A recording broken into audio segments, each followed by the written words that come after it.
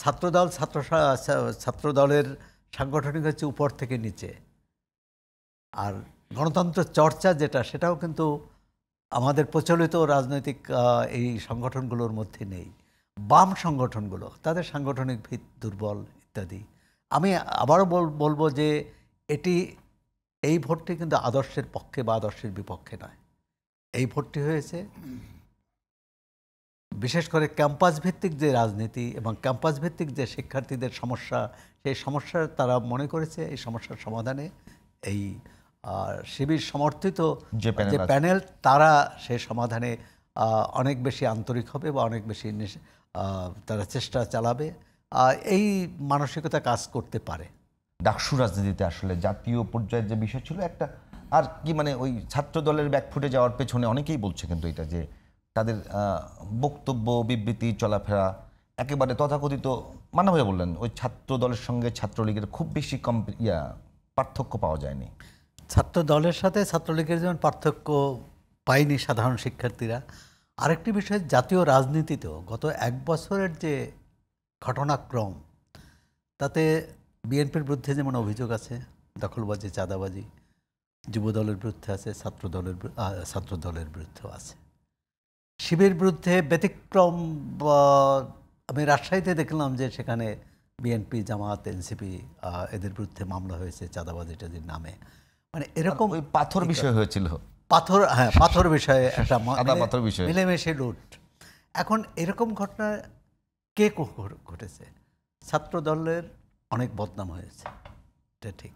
আরেকটা হচ্ছে যে ছাত্র দলের বা ছাত্রলীগের যারা ছিল তারা একটা মনে করতো যে আমাদের প্রতিপক্ষ হতে পারে কে, মানে আমাদেরকেও প্রতিদ্বন্দ্বী হতে পারে, আমাদেরকেও চ্যালেঞ্জ করতে পারে, এরকম সংগঠন নাই। আর ছাত্র দলের মধ্যে এই মানসিকতা আসা স্বাভাবিক যে যেহেতু ছাত্রলীগ নাই, কারণ এটাই তো ছিল গত অনেক বছর 40 বছরের প্রতিদ্বন্দ্বিতা। এটি এক ধরনের আত্মম্ভরিতা তাদের মধ্যে, নেতাকর্মীদের মধ্যে একটা গেছে। আর দ্বিতীয় হচ্ছে যে জাতীয় রাজনীতির, ওইটি আমি এখনও একমত যে জাতীয় রাজনীতি মানে বিএনপির রাজনীতি ছাত্র দলকে যতটা প্রভাবিত করেছে এবং ছাত্র দল তার বাইরে যেতে পারেনি, বাইরে চিন্তা করতে পারেনি, তারা এখনও ছাত্রদের যে সমস্যা সেটা তাদের প্রধান বিষয় না। তাদের প্রধান বিষয় হচ্ছে যে জাতীয় রাজনীতিতে তারা কি করবে, এটি সাধারণ শিক্ষার্থীরা সেটাও হয়তো পছন্দ করেনি।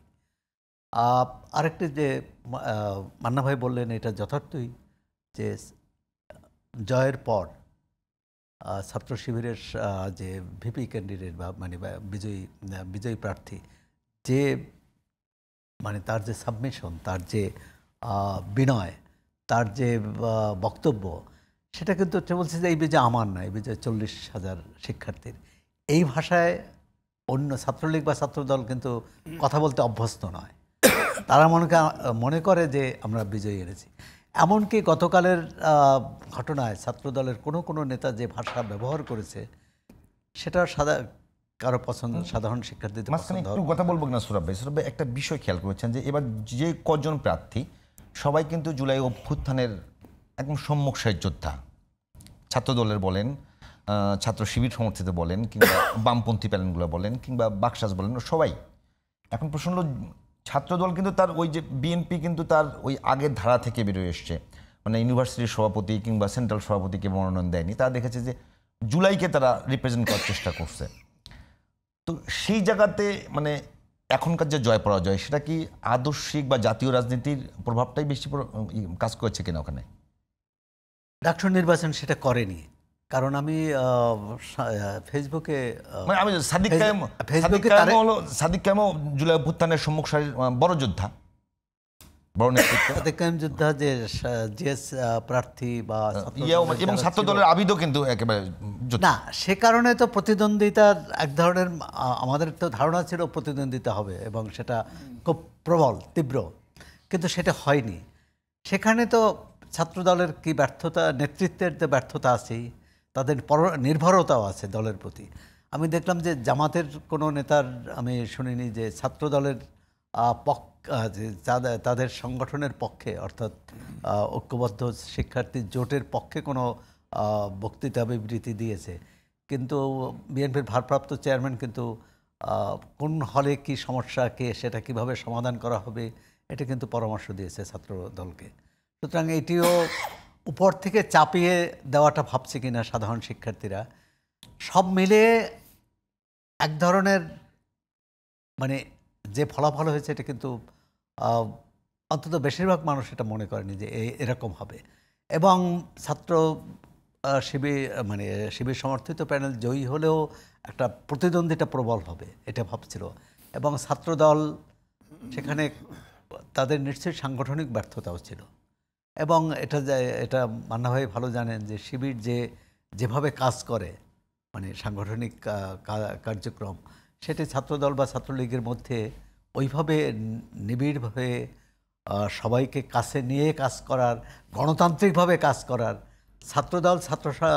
ছাত্রদলের সাংগঠনিক হচ্ছে উপর থেকে নিচে, আর গণতন্ত্র চর্চা সেটাও কিন্তু আমাদের প্রচলিত রাজনৈতিক এই সংগঠনগুলোর মধ্যে নেই।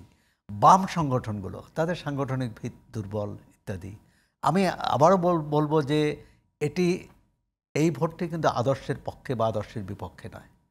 এই ভোটটি হয়েছে বিশেষ করে ক্যাম্পাস ভিত্তিক যে রাজনীতি এবং ক্যাম্পাস ভিত্তিক যে শিক্ষার্থীদের সমস্যা, সেই সমস্যার তারা মনে করেছে এই সমস্যার সমাধানে এই শিবির সমর্থিত যে প্যানেল তারা সেই সমাধানে অনেক বেশি আন্তরিক হবে বা অনেক বেশি তারা চেষ্টা চালাবে, এই মানসিকতা কাজ করতে পারে।